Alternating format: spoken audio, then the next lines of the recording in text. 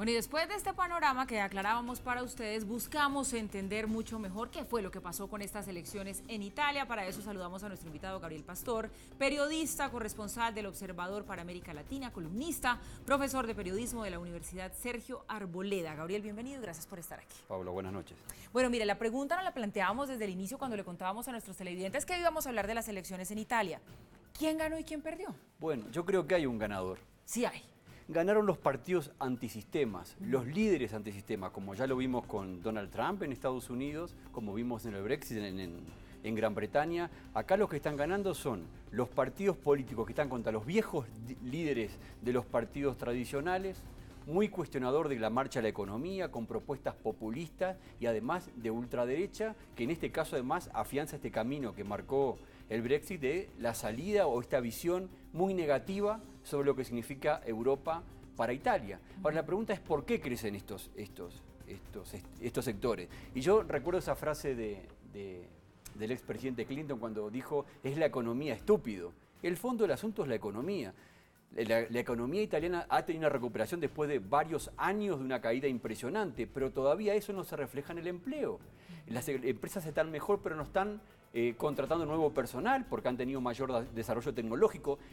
El desempleo en los jóvenes menores de 25 años llega al 30% y el desempleo global de Italia es del 11%. La gente está muy molesta porque aparte ve que hay corrupción en la política, ve políticos que siguen viviendo una vida mucho más holgada que el promedio de la población y esto genera un enorme malestar. Y cuando hay un malestar de este tipo, lo que hace la gente es refugiarse en políticas o en discursos más facilistas, como vimos en la Francia a partir de Marine Le Pen o como vimos de Donald Trump, que plantean medidas de separarnos, creyendo que esas políticas nacionalistas van a permitir un mejor resultado en el mediano y en el largo plazo. Pero entonces, Gabriel, ¿cómo están las cosas? ¿Cómo quedó esa composición con esas votaciones que puede venir de cara a esas coaliciones interpartidistas que se tienen que lograr para poder formar gobierno? Bueno, es muy complicado. Yo sé que a veces desde América Latina escuchaba algunos programas de radio que tienen temas internacionales que lo veían como una catástrofe en Italia. Y la verdad que Italia nunca toca fondo en el sentido de que tiene una institucionalidad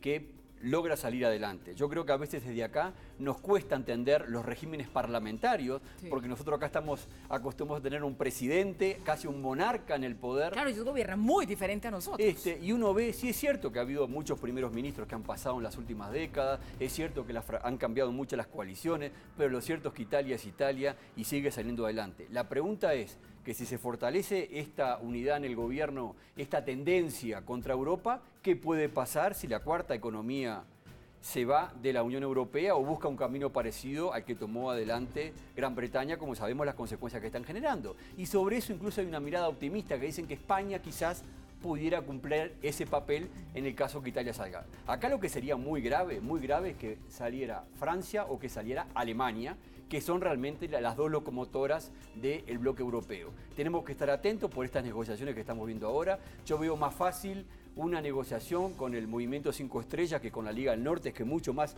ultranacionalista, que quiere separar, a veces nos olvidamos, la propuesta final de este sector político es separar a Italia del Norte del sur. Es una mirada muy crítica a la Unión Europea y medidas muy nacionalistas del estilo Trump. Yo lo veo muy parecido a las políticas de Donald Trump en Estados Unidos y esto notoriamente es un peligro para Europa y también para esta emergencia que tiene que ver con estos populismos, porque no hemos hablado de un tema que también se refleja en estas ideas, que es la mirada en contra de los inmigrantes. Claro. Son miradas que no solamente son económicas, sino que tienen una raíz ideológica, política y filosófica en contra de los inmigrantes, y esto también sería un asunto muy preocupante y que obviamente hay mucha preocupación en Bruselas. Y que fue uno de los temas importantísimos también que se expusieron por parte de los partidos que estaban participando en estas elecciones. No puedo cerrar este tema sin preguntarle por Berlusconi.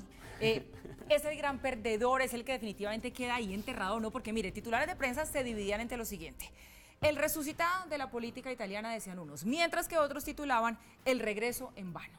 Bueno, digamos, ver lo grande. Lo grande es que la coalición de derecha de Berlusconi ganó. El que perdió fue él en la interna y el que gana es este señor Matteo Salvini, que es el principal líder de la Liga del Norte. Pero él perdió. Digamos, hubo un revés y yo creo que la figura de Berlusconi es muy cuestionada. Creo que esta imagen que la vimos todo porque transcurrió en todo el mundo, de esta joven que se subió arriba de una tarima cuando él iba a votar. Y sí, en toples. No, digamos, también hay todo un movimiento acá vinculado al papel de la mujer, digamos, a la política, al espectáculo que él hizo, y realmente es un perdedor. Es un perdedor Berlusconi, y como dije antes, son un perdedores los dirigentes políticos tradicionales, defensor del bloque europeo, porque otro que perdió fue Matteo Renzi, y esto no es menor, porque era el Macron italiano, que había sido primer ministro, que había muchas posibilidades de que él realmente tuviera un liderazgo interesante por su juventud, y sin embargo fue muy, muy golpeado, renunció hoy a su partido. La socialdemocracia italiana está extremadamente apoyada, está perdida, y realmente lo que acá se está consolidando es esta mirada antisistema, de ultraderecha y populista.